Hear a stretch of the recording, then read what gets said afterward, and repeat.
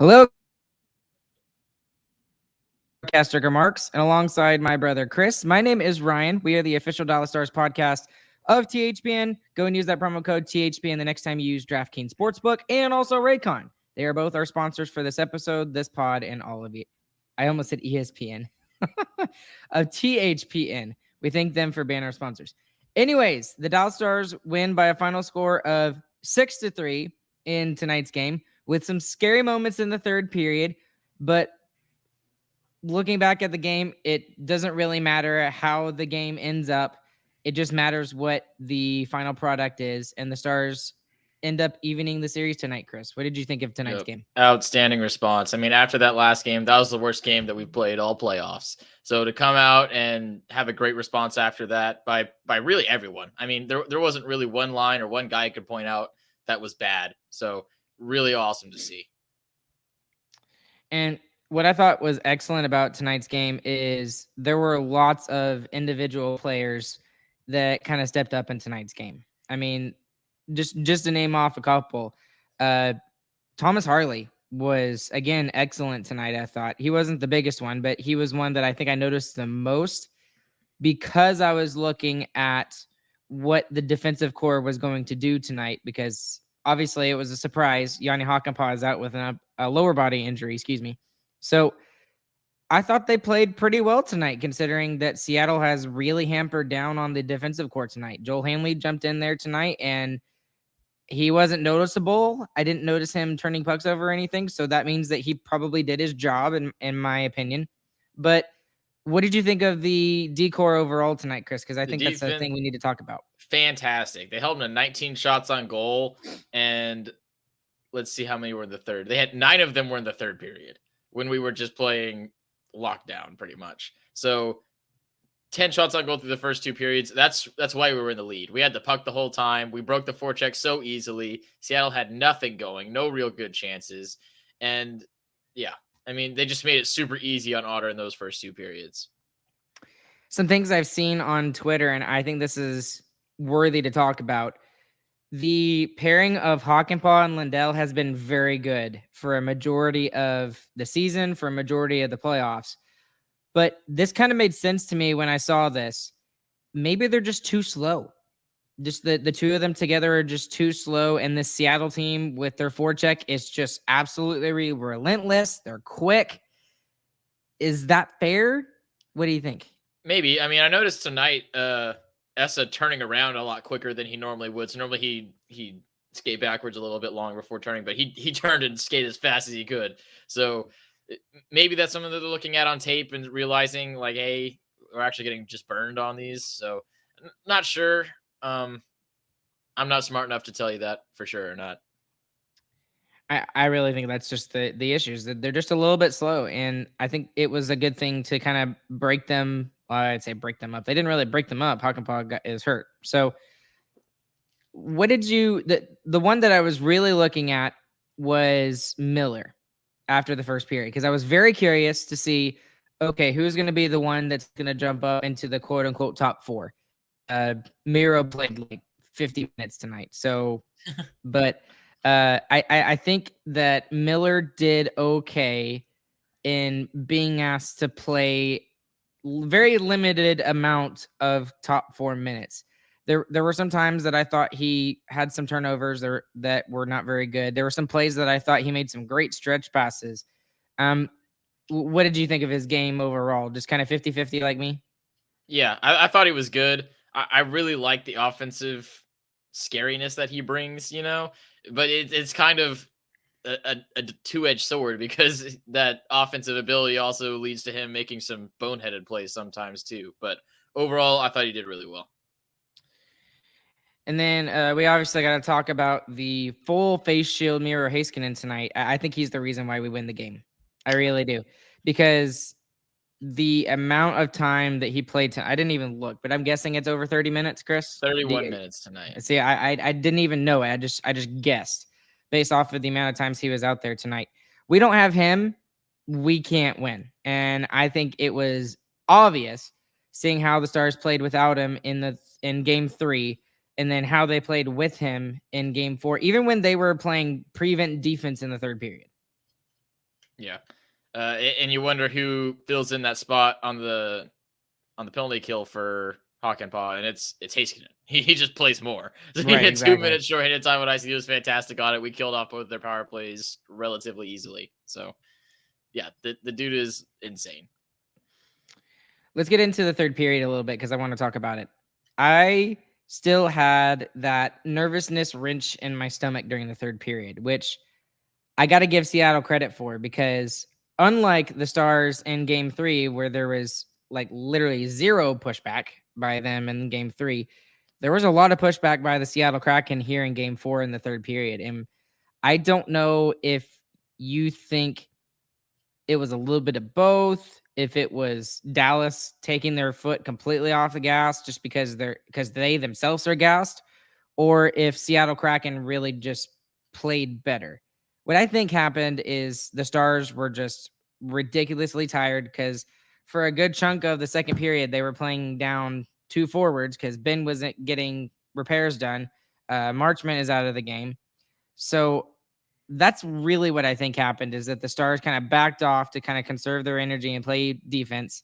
And then that allowed the Kraken to kind of play their game in the third period. What did you think?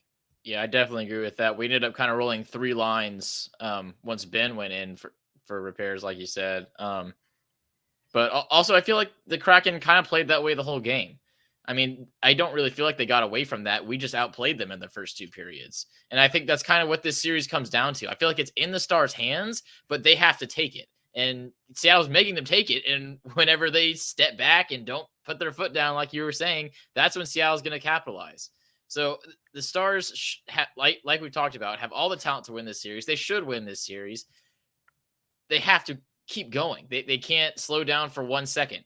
The Kraken are going to make them earn every bit of it. And if they don't go take it, the Kraken are going to just slide right on by. Same way that they did with Colorado. Exactly. That's a very good point, Chris, because I mean, if there's anything that I've learned about this series is the amount of respect that I have for the Seattle Kraken team. I mean, I did not see them at all winning Game 7 against the Colorado Avalanche. I didn't even see them winning 4 games against them. I think I picked the Avs in 5 or 6. I think I was even disrespectful to them. I think I said Avs in 5. And what we've seen from the Seattle Kraken is just relentless forecheck. And there's not like one player like the Stars have. It's been Hintz for the most part, and then occasionally sprinkled in there with Pavelski. But they don't really have like a huge like superstar, I guess you could say, right? They've just it's just line after line after shift, and it's just a full team game. Well, So I feel like you got to give them some respect there. yeah, they are who we thought they were. To Mm-hmm. use a sports quote, they're going to come at you the whole time. I don't know that they necessarily beat Colorado. I think Colorado lost that series more than Seattle beat them. I think they're going to take advantage when you make mistakes. So the Stars need to play their game, play good hockey, and they should win this series. Okay, let's jump to. Do you want to jump to goaltending first? Do you want to? Well, let's not jump to goaltending first because forwards, there's a lot of good storylines to talk about. How did you feel about Otter's game tonight? I'm kind of but I think he played a heck of a lot better than he did in game 3. I'm thoroughly confused. Obviously, he played better than he did last game because last game he sucked. But this game, he makes some big saves, but he doesn't look like Otter. Like he's letting up some pretty soft rebounds. Stuff's hitting him in the chest and falling right in front of him. He's not grabbing it. He's not making those glove saves and flipping them to the faceoff circle like that. The rebound control and the confidence, especially, I feel like is just not there with him right now, and it hasn't been this entire series. So to be 2-2 right now with arguably one of our best players not playing to his full potential, I mean, good on the Stars, but we need Otter to find his game back because I still don't think it's there. I'm not convinced. I disagree with you slightly with the whole confidence thing. I think he has the confidence thing here tonight, but what I do agree with you on is the rebound control. And he did have some big key saves tonight, but he wasn't world beater Jake Ottinger, right? He wasn't game 4 Minnesota Wild Jake And, Ottinger. and that's why I say it was confusing, because he made some big saves at key times, and that's obviously that's what we really need from him, and that's what we got tonight, and we won the game. But it just, I don't know. He didn't look like Jake Ottinger. You could have told me it was Wedgwood out there, and I would have believed you. I wouldn't go that far. Eh, I don't. Hey, don't diss Wedgwood that bad. I'm Come not on now. dissing Wedgwood that bad. I think you're dissing Ottinger that much. I think he was above average, which is all we really needed tonight, which is fine because maybe that means that in the next, hopefully just 2 games, that he comes out and maybe he's a world beater for one of those games. Yeah, maybe he Hopefully we was don't above have to ask him to be average. that. Maybe he was above NHL average, but he was not at Otter average, I don't think. Or maybe Um, right at it. I need to look up some of his stats, but His stats aren't good because we held them to very few shots. His save percentage 842. and yeah, that's the other thing you But kind of have to look at. Yeah. he had 4 or 5 huge saves, especially in the third period. He had 3 or 4. So, yeah. So this is a game that you really kind of have to look at advanced analytics on, and I'd be curious to see the numbers here because he has an 842 save percentage. So if you just look at that and say, "Oh, he didn't have a good game," well, yeah, but it maybe not up to his average. But he only faced 19 shots tonight. So I think that has a lot to do with the way that the Stars played in front of him tonight. They blocked a lot of shots. They played way better defensively in front of him. And especially in the first and second period, they were winning a lot more of the puck battles that we've been talking. I think that is like the defining thing in this series is if you win the puck battles, even if you turn a puck over in your own zone, if you win the ensuing puck battle right after that turnover, then you're going to win the series. And I think that's going to be the defining moment. What did you think out of what I just blabbed off? I don't even know where I was going with that. Yeah, the expected stats don't love him either tonight. That's interesting. But there wasn't very many expected goals from Seattle. So that's really what does him in the advanced analytics category. But either way, I don't know. I think Otter still has to be better. I think he's going to be better. I'm still not worried about it. I'm just not convinced yet. We need to see it. We're going to see it at some point. I think he's going to win us one of these huge games coming up. And he's got an opportunity to. We got 2 big games. It's now best 2 out of 3. It's straight AHL style right now. And if we're going to talk about the series as a whole, I mean, this is exactly what we did against Minnesota. You need to take this game, bottle it up, and roll it into the AAC the exact same way you did with the Minnesota game. I mean, they took the good stuff from their game 4 and expanded on it in game 5 and rolled over them and used the energy of the crowd of the AAC to do it too. So you need to find a way to replicate that. Really weird how this series has mirrored last series, like almost exactly. Except for all the extra after whistle curricular stuff. There hasn't been that much. There was some good stuff tonight. I like it. But see, the thing about this series is that it at least happens at the right times, right? Like with the Minnesota Wild, they were just trying stupid stuff at stupid times. And I'll go back to a tweet I said earlier in the week.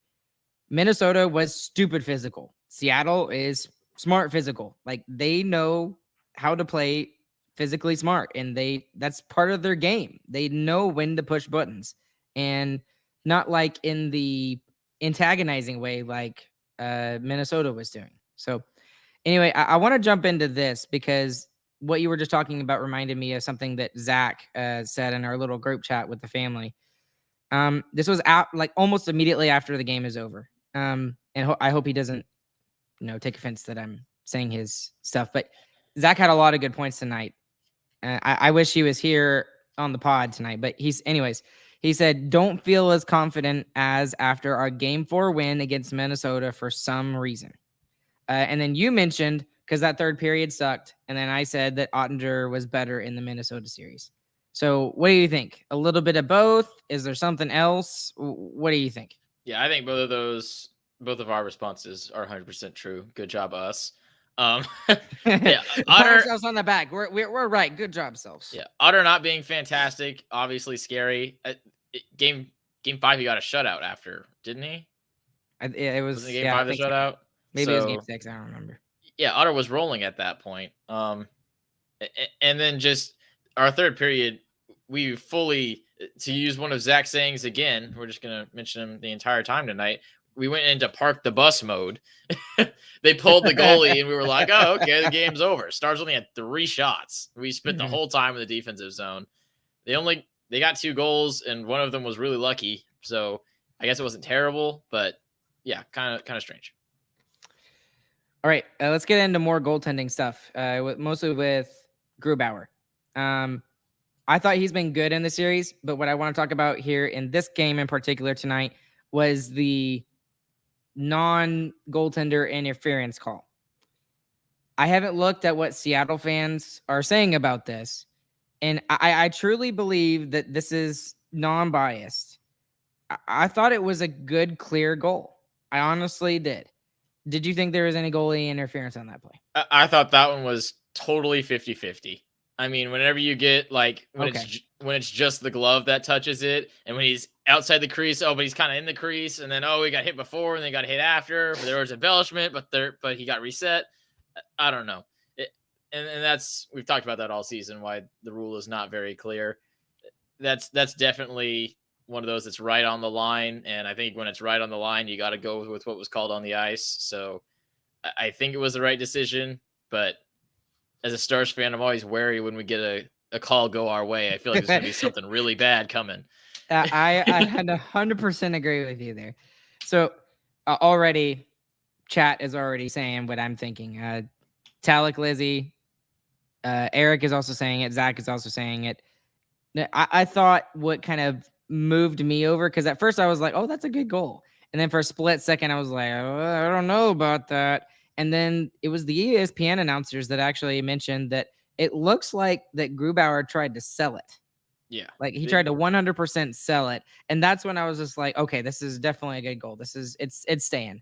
And I disagree with you on the 50-50 thing. I think this was definitely a 70-30 thing, maybe even more, because just because of that fact. And Jamie Benn tried to get out of the way. On top of that, he might have had his foot in the crease for a split second, but I mean, Grubauer held, like, basically like stiff armed him, like straight wide receiver style, stiff armed him, and then he was like, "Oh," and backed over and tried to sell it. And then when he realized that Jamie Benn didn't make enough contact with him, then he kind of comes out in front of the crease and tries to sell it even more and try and get bumped into. So I don't know. That's just what I felt like he was really trying to sell it. Yeah, the thing that I think gave it to him was the initial contact was Grubauer pushing out with his glove, and I think that was the main thing. And then trying to draw the call. I think if he just stood there and stood still, and then Jamie Benn hit him and it went in, it might have gone the other way. But still, I think that's really close. I just wish they would make a more consistent rule and say if you're outside the blue paint and there's incidental contact, it's good. And if that's the rule, then for sure it's a goal. But that's not the way the rule's written. So, okay, we talked a lot about defense. We talked a lot about goaltending. We really need to talk about the forwards tonight, because lots of good offensive things tonight, obviously by several players tonight, which we'll get into. But what I loved about this game in particular, and it reminds me a lot of Game 5 in the Minnesota series, is they came back to help out their defense a lot tonight. And especially with Hakanpää being out, I felt like that extra little bit of pressure from the forwards to kind of help out their defensemen to get it out of the zone, especially with the forecheck of the Seattle Kraken, was absolutely excellent tonight. Anything you saw on the defensive side from the Stars forwards in tonight's game? Yeah, I agree with what you said. Them helping with getting out of the Kraken's forecheck, and we've been doing that since Game 2. And I feel like the Kraken's forecheck is not really as strong until we stop skating. Once we stop skating, then they get stuff going. But in Game 1, it was all Kraken on top of us the entire time. Since then, we've really found a way to break out of it pretty easily, I feel like.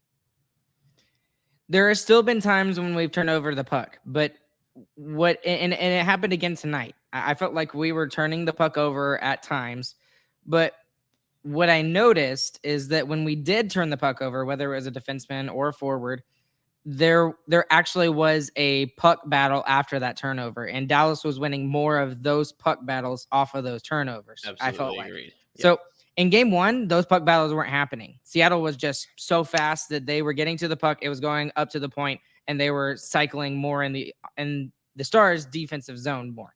So that's what I'm liking from the forwards defensively. Okay. And then, anyways, let's talk about offensively tonight because there are several players that we need to mention tonight. I mean, just pick one, Chris. Who do you want to Max start with? Domi earned at least Okay. 500K on his next contract with tonight's performance alone. I mean, fantastic. What did he finish with? 2 goals, 1 assist, 3-point night, +2, 60% face-off percentage too, which he sucked at with Chicago. So yeah, Domi was absolutely fantastic all over the ice. He should have had 3 more assists, honestly. So that Domi line was very good. Really sucked that Marchment went out because they've been playing very good recently. And again, it just seems like we're not allowed to have a really good, nice second line of Sagan, Marchment, and Domi. It's just not allowed to happen. Yeah, I guess not. So hopefully Marchment comes back and he's going to be okay. But I'm not as worried about losing him as I would be if it was Miro, obviously, for really obvious reasons. Who's another player that you noticed tonight you want to talk about? Jamie Benn. He was fantastic all night long, especially on the power play. He was very good. And he goes out for a little bit in the second period. The first shift he comes back, he assists on the goal. So yeah, he was fantastic. Very physical tonight too, doing Jamie Benn stuff, pissing guys off. Loved it. I like seeing Robe Hens kind of hack off some of the Seattle Kraken players. That was fun, especially Bruh. after the goal was called a goal, Domi's first goal. Yeah, for sure. And just a side note, how the heck does Grubauer not get a slashing penalty on that? You can't take a goalie stick to the other team's best forward. Hence did kind of slash at Grubauer's He was glove. going for the puck at least. I mean, was the other one is already egregious. covered. Come The on, other one is Chris. egregious. It was fun. A goalie stick and a hollow piece of fiberglass, 2 very different things. I think another player that we need to talk about is Roddick Voxa. I thought he was, especially in the first period, he was one of the Stars' best players. He semi gets a assist on that first goal because, I mean, he does set up the power play, which kind of leads to the goal. Yeah, I think he uncharacteristically had some defensive miscues tonight, actually, but yeah, he did good in other places, especially drawing that penalty, like you said. And I want to get into the most polarizing figure that I never thought would be a polarizing figure in the playoffs, Jason Robertson. Here's my take on his game tonight. I think he at least is starting to make himself visible on the ice, if that makes any sense. He's been invisible almost the entire playoffs. First, we thought it was Minnesota really negating his game, and it was just 100% the opposite of how Robertson plays. But we've seen in this series that Seattle plays a little bit differently than the way that Minnesota does. And he still hasn't kind of stepped up to the plate and gone for the RBI to make a baseball term.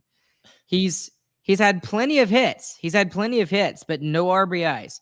He had probably about 4 or 5 chances tonight that just either there was a really big save by Grubauer or the very first chance of the night for Robertson when he's gifted with a beautiful, uncharacteristic turnover by Alexiak and he misses the net.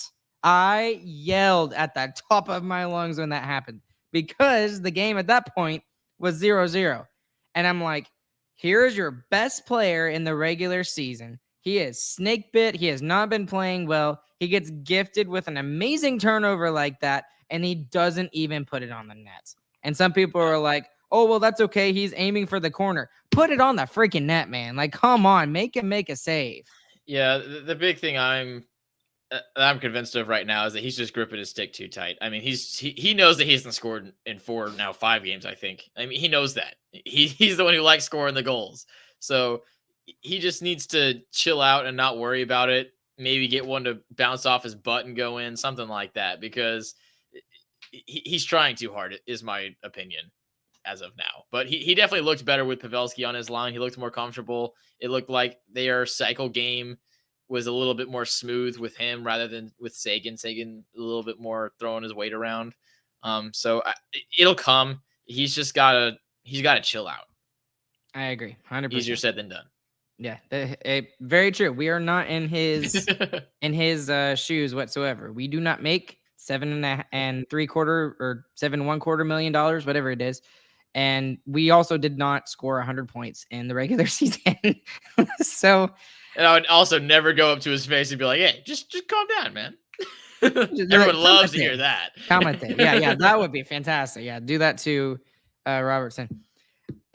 Eventually it's gonna happen, I feel like, Chris. And I just felt like here's basically what I'm thinking at. I thought tonight was a very good step in the right direction for him. And thankfully right now we're not at him being off is not costing us games, I feel like. Other players are stepping up to the plate. Domi did it tonight. Sagan has done it. Otter has done it. Pavelski has really done it. Hintz has done it. He hasn't had to step up yet. Eventually, I think we're going to need him to.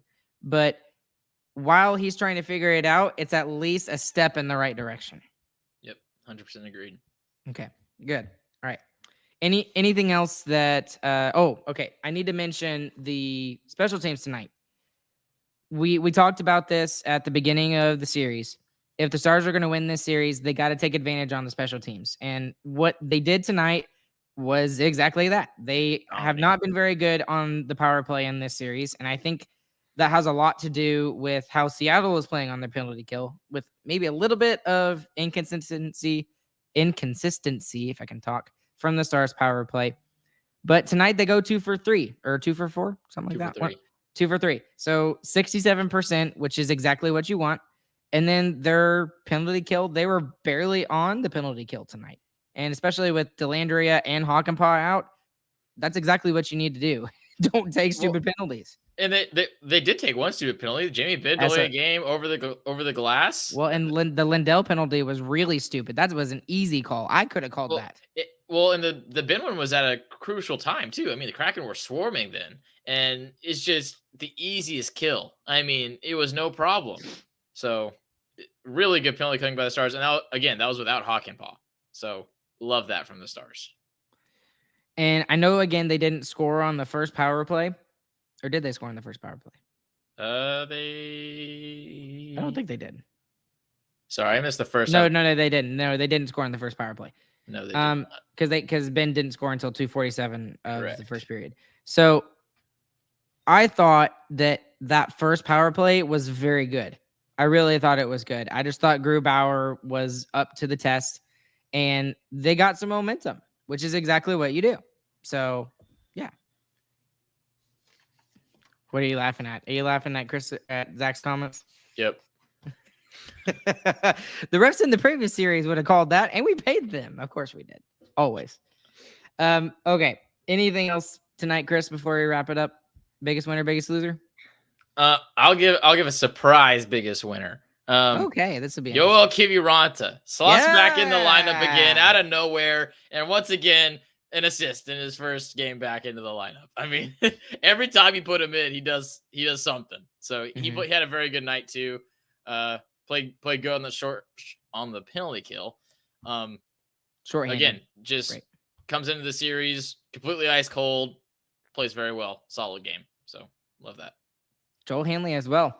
I liked Joel Hanley's game tonight too. He was, again, he is the perfect seventh defenseman. Yeah, he was also protected a little bit more tonight. Well, who cares? All you need is somebody to go in there and take half of Hakanpää's minutes, because Miro will do the other half. That's all you need. That's what we did. Okay, and it worked. Okay. Who's your biggest loser for tonight? Biggest loser.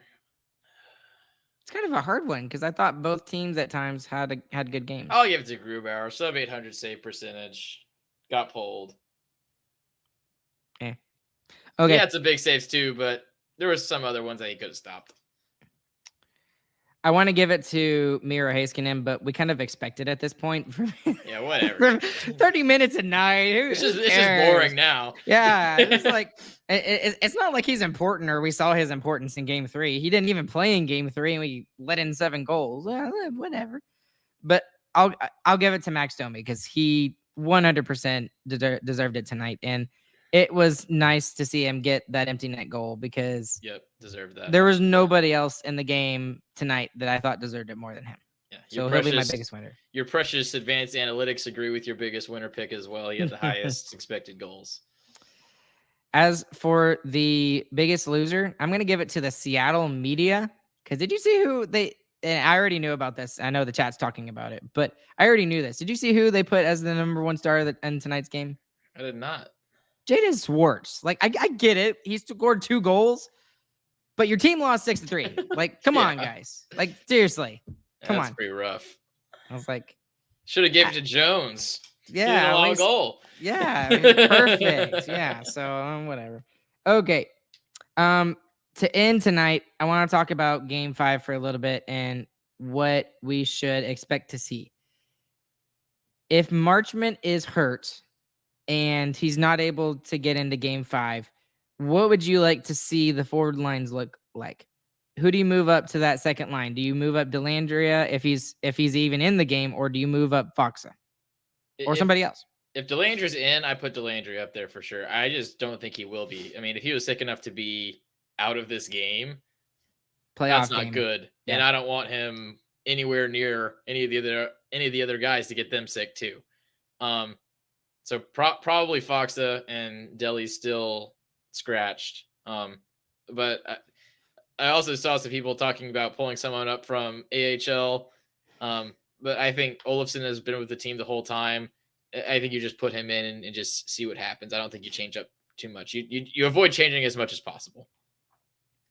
I think we should expect a call up somewhere, somehow, because I mean, Marchment, if he's hurt, if Delandria is not able to go, I mean, they've got Niels Lundqvist. I don't know if you want to go 11-7 and dress him, but he hasn't played in like 3 months, so I don't think that's a good idea. So, I mean, some people were talking about it earlier in chat, but Riley Tufte, what do you think?